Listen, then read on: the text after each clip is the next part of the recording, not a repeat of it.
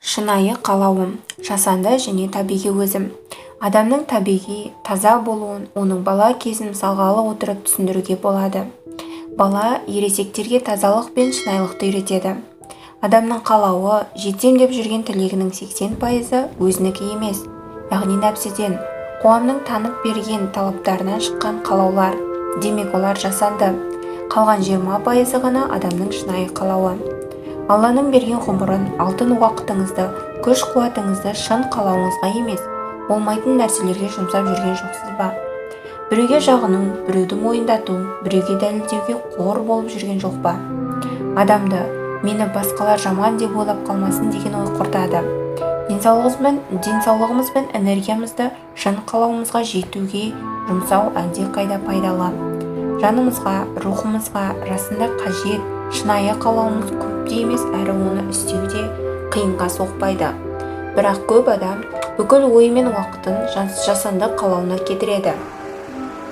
Жүректің үнін есту, нағыз қалауды табу оңай емес.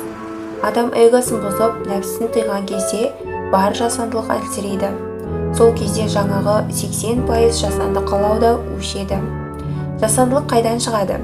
Адам өзін тани алмаса, өзіне не қажет екенін білмесе, бәріне жағу үшін барын салады. Жаман адам болып көрінуден қорқып, өзін жоғалтып алады. Жұрттың пікіріне тәуелділік шынайы болмысыңды тануыңа кедергі келтіреді. Өзгенің ой пікірі мен саны әсер етпеу үшін өзіңізді зерттеңіз. Басқа адамды тәрбиелей алмаймыз, әрі ешкімнің аузына қақпақ бола алмаймыз. Ендеше басқаның сөзін жүрекке ауыр алмау үшін ішкі жан қалауымызды анықтап, өзімізді танып алайық.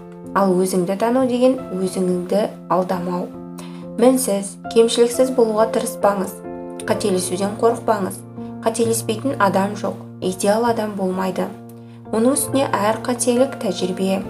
Әлеуметтік желіде өзін барынша сұлу, ақылды, бақытты етіп көрсетуге тырысу жолында шынайылығынан алшақтап, жасандылыққа бой ұрып жатқан көп адам түсінбейді.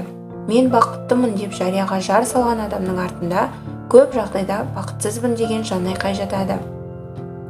Осыған байланысты Румидің болғаныңдай көрін, көрінгеніңдей бол деген тамаша сөзі бар. Өзгені алдаймын деп, өз өтірігіңе сеніп қалудан сақтану керек. Сол кезде шынайы қалауыңызбен өмір сүруде жеңіл болады.